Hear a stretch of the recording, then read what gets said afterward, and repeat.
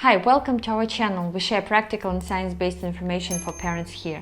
My name is Kate, I'm a mom of 4, and usually in my videos I share my own experience as the parents and my journey. How do I try to coexist with myself, with my partner, and with my child in this journey? In today's video, I'm going to talk about breastfeeding and 5 things that I wish I knew from before, and some of them literally saved my breastfeeding journey. I breastfed my child 2 years and 8 months. I know that's a lot. So the first thing that I wish I knew from the very beginning, that I need to find lactation consultant before I give birth, because I had a lot of issues at the very beginning of the journey. So first of all, it was painful, and I didn't know you should not tolerate the pain. And only after I had an interview with Jack Newman, who is a famous Canadian pediatrician and lactation expert, that he was saying that it should not hurt at all. And I was waiting 2 months before I actually went for help and asked in the area if there is a lactation consultant. If you feel this is painful, please seek for help, for professional help. Watch this video with Jack Newman where he goes in the details what could cause the pain. And don't be afraid of looking for second and third opinion, because sometimes it takes time to find a good lactation consultant in the area. And that brings me to the second point, that it was not just painful for me when I understood later that it was a poor latch, but it was painful like needles coming to your eyes. So it was really, really painful.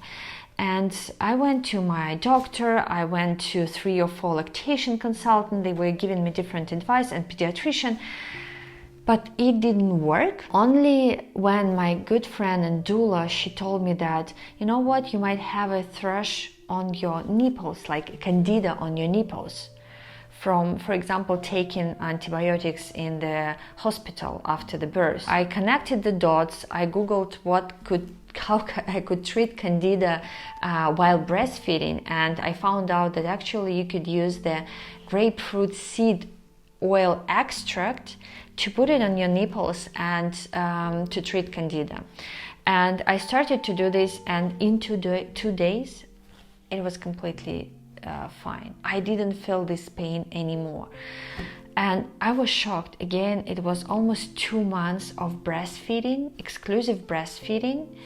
And I wish I knew that I shouldn't tolerate this kind of pain, and I wish I knew that it could happen just from taking antibiotics in the clinic. The third point is that I could eat pretty anything that I want. And I did it for quite a bit of time, and during the breastfeeding, at some point my child, when he was probably again 2.5 months old, he started to have acne on his face, quite a lot of acne.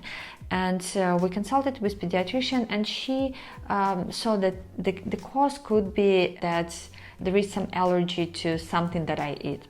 So we excluded lactose, any type of wheat, and any type of sugar. So I did it for 1.5 months. To be honest, it didn't make much difference with the acne, and I assume it probably just passed by itself. And I know that sometimes very little kids, they might have this acne which passes by itself. So I'm not giving an advice here, but regarding the food, my personal strategy was to eat everything that I want, and I didn't notice that it affects somehow the milk itself or the way my child felt. Next point, which I think is very important, is, do you use breastfeeding to help your child sleep? I did, and I know there are a lot of reasons why you should not do this, but I did, and it is useful at some period of time, let's say.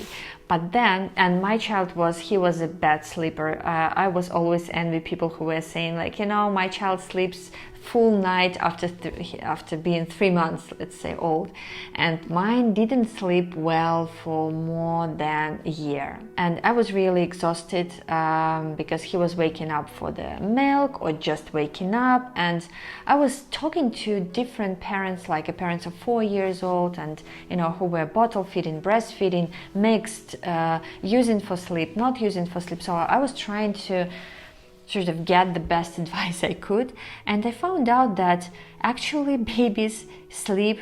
some babies sleep pretty bad despite the fact how they are fed. So I used it for a bit of time, and I think I breastfed him during the night, maybe up to 1 year old. And then when I was already done with this, I was exhausted, I started to think, okay, how I can start to teach him to sleep by himself and exclude the night breastfeeding. What I did, I changed the sequence of our routine actions, let's say. So we were doing bath and story time, then breastfeeding, and then sleep. So I changed it in a way that we breastfeeding, then we go to the bathroom, and then we have a story time, and then we sleep. And in the first couple of days he was a little bit fuzzy, let's say, and I was around, I was tapping him, we're just with him talking, singing songs, and he eventually fell asleep.